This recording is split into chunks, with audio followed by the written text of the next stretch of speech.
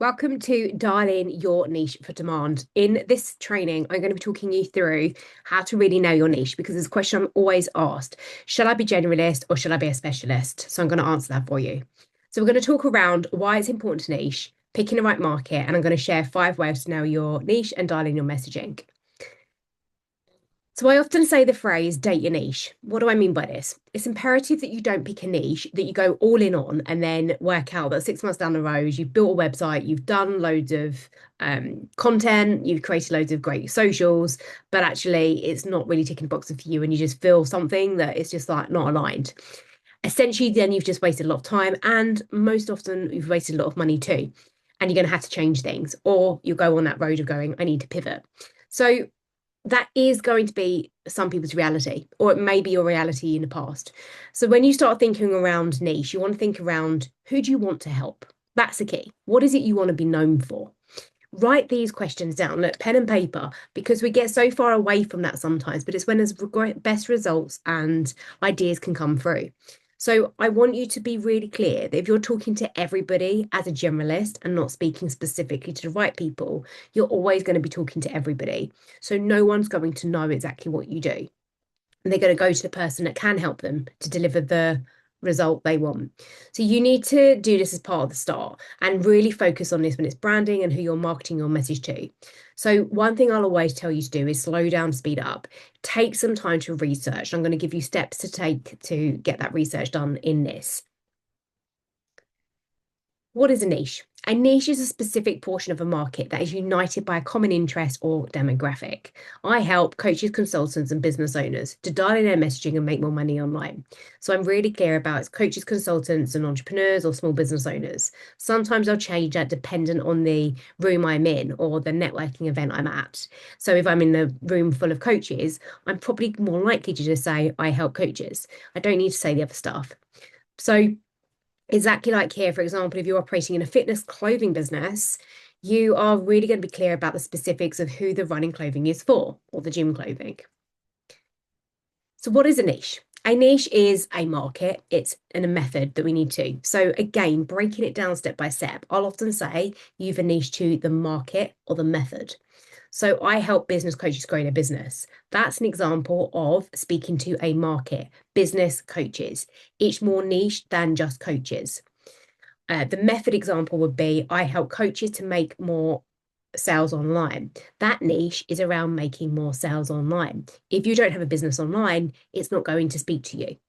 So what do? You speak to the outcome and the problem, to the solution focus. That's what people want. They have a problem and they want it solved. We all do.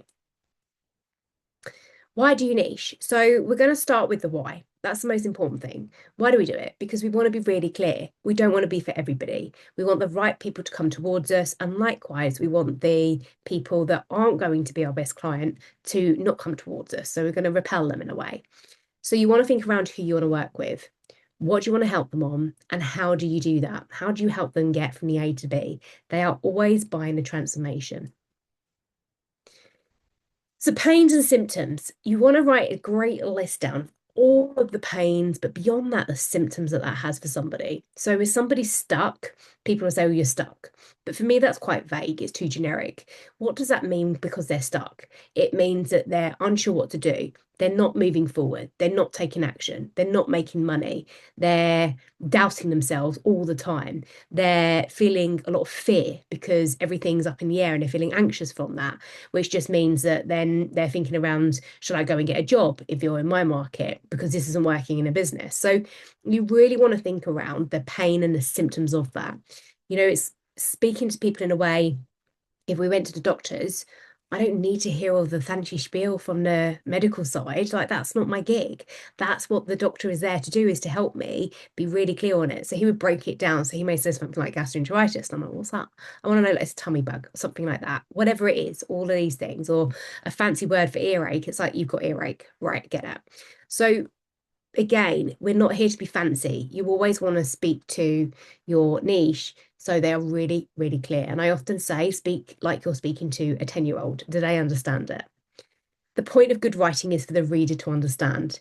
People want to be understood, they want to feel heard. So, this is a point around good persuasion is allowing and helping people to feel understood. So your purchasing power is you need to attract an audience who is able to pay for what you offer. So that's another thing in it. So we want easy to target markets. You want to think about where are they? Are they willing to pay? That's how you're going to keep it really simple and grow. Now, a question I get asked a lot is it's really competitive. It feels like it's a saturated market, especially for coaches. Should I start as a coach? Well, yes, because the reality is, yeah, look, everywhere's saturated to a degree. Or so we can argue that, or we can just get you out there, position you differently, get you doing the right thing to grow your business and go for it. Like, what's the worst that can happen? I often think that we just setting ourselves up to fail before we've even started something, opposed to giving it a go and giving it time and patience. And most business is about time, patience, and consistency.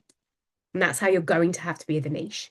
So to pick the right market, as I said, market and niche, and the method, but to pick the right market, you want to be thinking around what's the pain point? What are the symptoms of those pains? So if somebody hasn't got the confidence of something, it's what is that lack of confidence holding them back from achieving?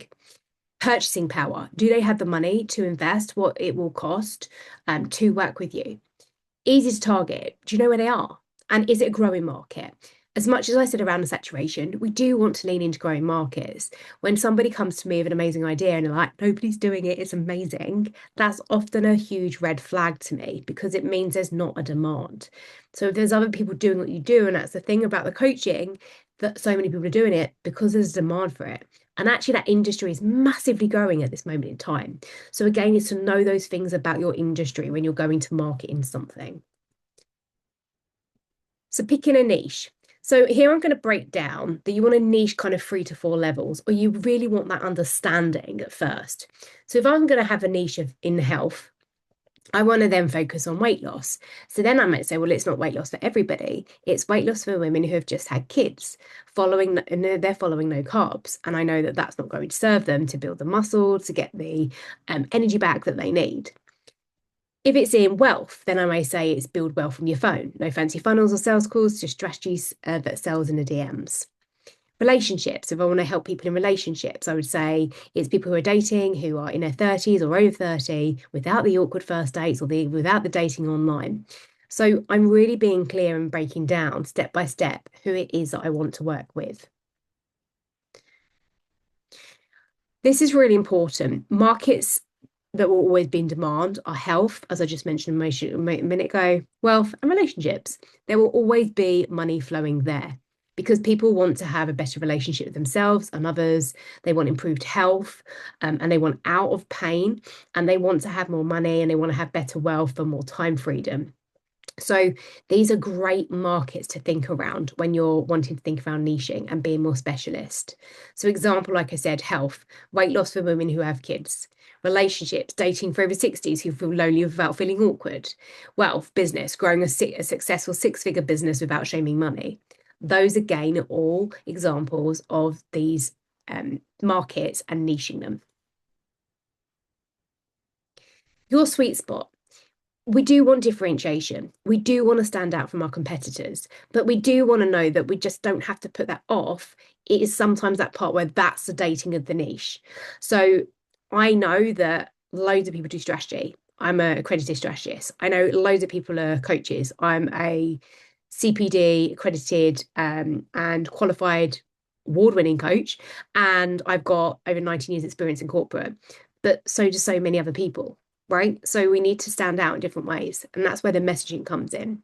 So one of the things I'm talking around all the time is that I want to work with people who care about their health, who are passionate about prioritizing that over their business at points because they know that it's really important to be great in their business and be successful, that they have to have their right mindset, attitude, they have to be focused.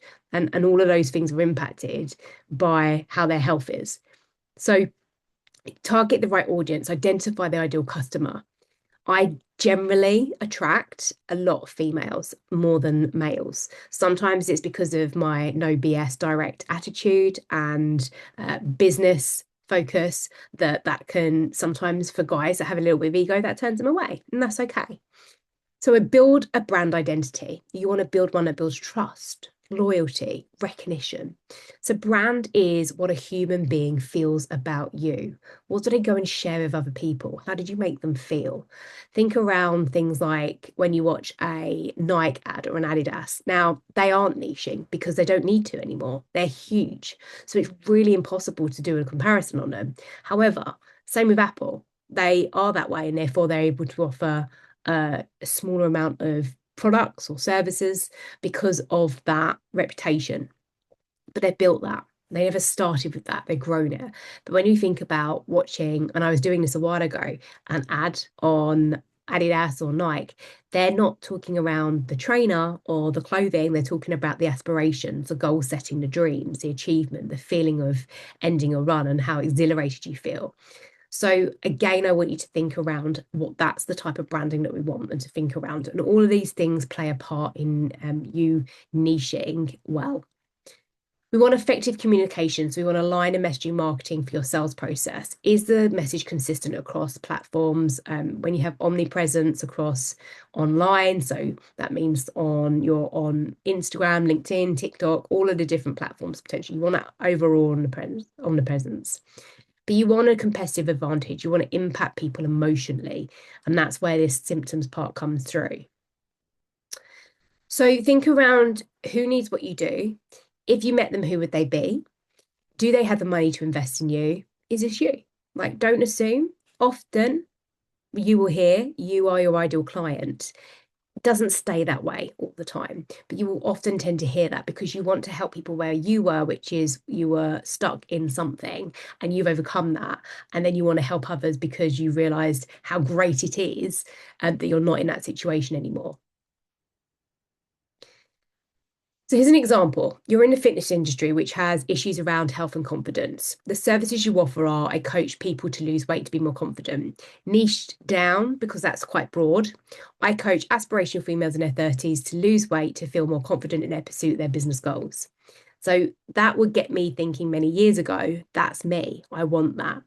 So identify and talk to the exact pain point and problem. So you can break through the noise in this way. So I would have been, I deemed myself aspirational. I was in my 30s. I wanted to lose weight because I wanted to feel more confident, to be in like feel sexy in my own skin, and to be then going for my goals without holding back. When you speak to everybody, you speak to no one. I'm going to touch on here about the likability factor. I don't hear it spoken around a lot, but I think it's really important. You want to build know, like, and trust with your audience. So things for getting to build know is like you getting into magazines, networking events, online, so sharing content, speaking events, maybe you have a podcast or you go on as a podcast guest. To get more people to like you, we need to build that familiarity. We need to be positioning ourselves in front of our ideal client more often. So building on social media, sharing stories, PR, photo shoots, building that credibility, because over a period of time, that's what builds trust. And when people trust, they buy. So then you can demonstrate more social proof, case studies and testimonials and referrals. But to get these, you have to have clarity on who you want to help. Otherwise, you're not going to get people coming into your world that you can help. And that's how we get those. When it doesn't resonate with people, you need to be really honest. And this is probably where you're going to need some support if you're not getting help right now as well, whether it's a coach or mentor, because you will often not give it enough time. And that's a big thing in business is we want a result too soon. And we haven't done enough research. We haven't done enough of our growing our audience. And we just think we've failed. Often you've not failed. You need to get clear on your messaging. You may need to get clear on your offers. You're going to have to get better sales skills. And people maybe that you're speaking to right now would never buy anyway, but you've wanted to help that niche, but actually then you've realized suddenly the light bulbs have started going off that actually I don't really see anybody doing this. So then it's not your ideal client. And you really need to just focus on who you do want to help. So the transformation your ideal client gets, you need to think around being intentional. What is it that they want to achieve?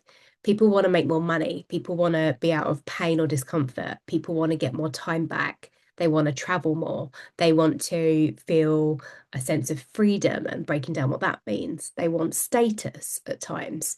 There are so many things that people really want, and we sell people what they want and give them what they need. So again, I won't go into it for this because we haven't got time today, but we would then start to look at the features and the benefits of offers. Most people talk around the features, things like you get coaching sessions, you get workshops, this. They don't buy that. They buy the outcome of what you help them to achieve. So exactly the same as in a gym. I don't buy the trainer or the gym workouts that he gives me 3 times a week or the food plan and the check-ins. I buy that he gets me the result, which is that I lose weight, I get lean, I get fitter, I'm healthier, I'm happier. That's what I buy and invest into. That's the transformation. So know where your ideal client hangs out and where they buy and your pricing model. 5 ways to nail your niche and craft messaging that attracts, connects, and converts. So I'm going to share with you 5 things you can take from this to go in action. Deep market research. Before you can dominate a niche, you really need to thoroughly understand it. You need to research the market to identify gaps, pain points, and opportunities. Where are your people? What are people in this niche looking for? What problems they need solutions. So you can dive into forums, memberships, social media groups, online communities, online networking, go into different events. There are so many ways that you can build an audience and get in front of your ideal client. Once you've started to do that, this is something that is absolutely gold dust in your business. And it really helped me. And it's something I still use to this day. I literally have these lists. Create a dream outcome list, a problems list, and a solutions list. So here, again, you can see them in different ways, but like, what is a dream outcome? What does your ideal client want? I want you to literally, again, pen and paper, no fancy stuff here. Listen to what your client says, your ideal client, and write it down. They want to not be stuck. They want to know what they need to do and when. They want that clarity. Okay, clarity. They want to be more confident to speak and get visibility so they attract the right people into their business too. They want to make more money so that they're not stressing every month or going into burnout. So what is the dream outcome of what they want? The problem is they're in burnout, they're stressed, they're anxious, they're worrying about money, they're spinning too many plates, they don't know what steps to take, they're confused, they're judging like themselves, they're worried about how others are seeing them. Those are the problems, like write them down. One of my clients once said, my messaging is messy. I'm stuck on knowing what I need to take action on. So really identify all these, and then you offer the solution. That's the transformation. Your offer becomes the solution to those problems. So this is where it's really great. Even beyond this, I take these here and I create content because I will put out problems, I'll overcome objections, and I'll position how I solve that problem for people. I'll talk about that. So this is great for getting research, but actually creating content as well. 2 is to identify your unique selling proposition. So what sets you apart in this niche? What makes you different? So one of the things that makes me different, and I talk around this in my messaging, is how I do what I do. So I'm known for being direct. I'm known for being pasty. I'm known for having energy. I'm known for taking no BS, but I'm also known for being really compassionate. One of my clients once said, Nat is direct, she's honest, she's transparent, you know what you're going to get, but she's always there to put that arm around you as well and be compassionate and empathetic. Tick, tick, tick. That's exactly what I want.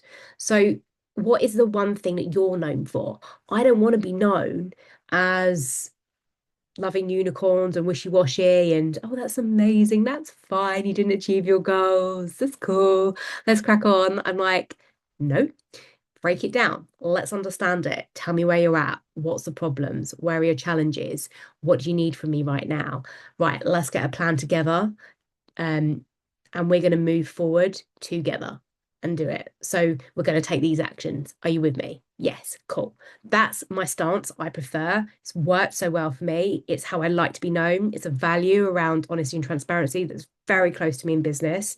So I want you to start to think around these things too for you. Your USP makes you different in your offering and it stands you out. As I've said before, one of the things that stands me out is the fact that I talk around health all the time and I relate that back into business. So go and have a look at my messaging online and you will see that pattern. Narrow your focus.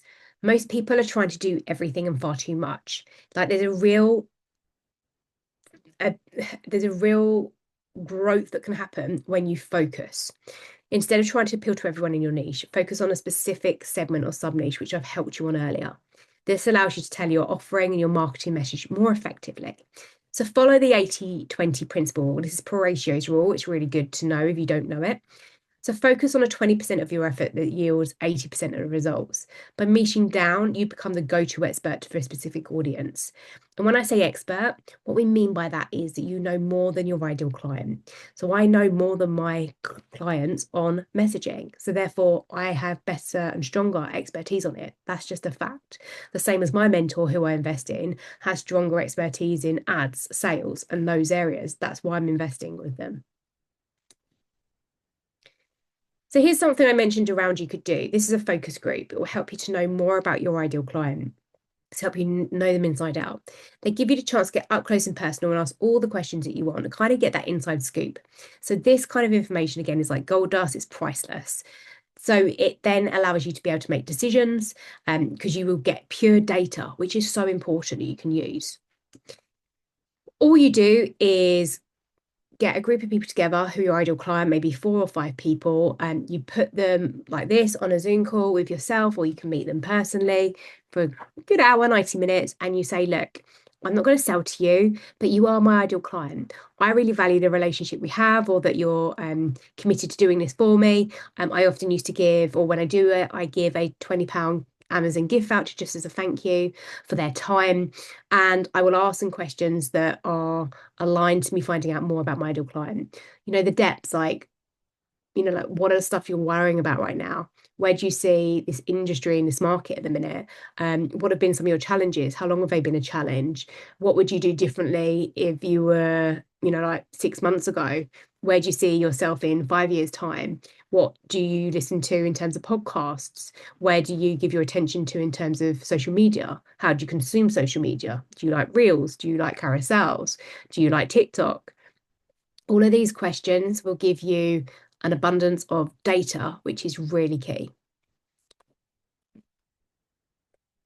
You also build a relationship. So, like I said, you do want to position it. You know, I'm not selling to people. People hate to be sold to, but as you will know, I will know, we like buying things. But I want you to really engage with them and build a relationship. So position it in the right way. This leads to increased customer satisfaction, loyalty, they'll build that relationship, they'll get to know you more. And these are all critical factors in growing a business. So focus groups are a powerful tool to help you make smart decisions, be really clear, not go and create offers for things that people don't need or want, and really build a relationship with people. 4 is offer exceptional value. What is a transformation that you offer? Remember, that's all people are buying. This is really key. Whether it's through product quality, customer service, your unique approach, strive to offer something different from your competitors. What is that? Maximize the value. One thing I remember being coming from a recent networking event was, again, they asked us this question, what makes you different? And it was really interesting, actually, when we went around the room, that the point that really differentiated us all was all aligned to our kind of personalities and how we do what we do. And sometimes people were saying, like, we have fun. And I know that seems really basic and that, you know, well, it's not good enough or it's not different enough. But if we always have that attitude, we're never going to move forward. We're always going to be second guessing ourselves. So one of the things that really makes me different, and yes, there'll be other people doing it, but it's that I listen well. I seek to understand. I'll build a relationship. I can be like challenging, and I want to be that. I'm no BS, but I'm also right behind you, and I'm with you step by step, and I'm in the trenches with you. And I'll engage people in that way, and I'll take them on the journey. And I guess the best part about this is that I'm demonstrating and showing them. I'm not just telling them about the results. And you'll see that when you look on my social media and see endless testimonials, shares of success, because I believe that we need to be showing people the results we're getting, not just talking about it. Finally, 5 is continuous optimization and scaling.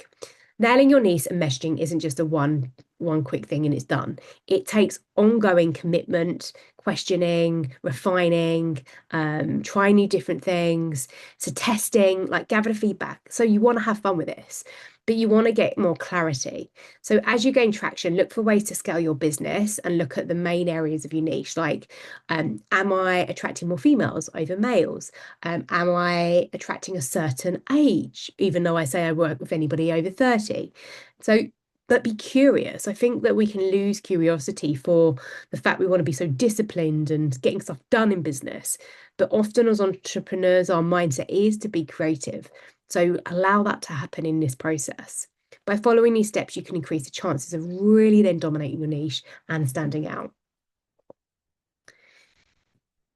If you have any questions on anything I've shared, the best thing you can do is reach out to me, or you can send me an email at nasty@nastypots.co.uk. These are the best ways to contact me. Again, one of my things is that I like to be accessible. I don't want people to jump through hoops. I'm always on LinkedIn as Nasty Pot Strategist, Instagram, Facebook, even TikTok. You can find out more about what I'm doing right now, whether I'm doing a challenge, whether I'm releasing a new offer that I'm promoting. But I do want you to take the time to really get clear on what you've taken from this, like write 3 clear actions, go and do those. And if you're wanting to know anything more about how you can work with myself, then send me the word DM info as well, and we can talk around what that looks like for you in your business.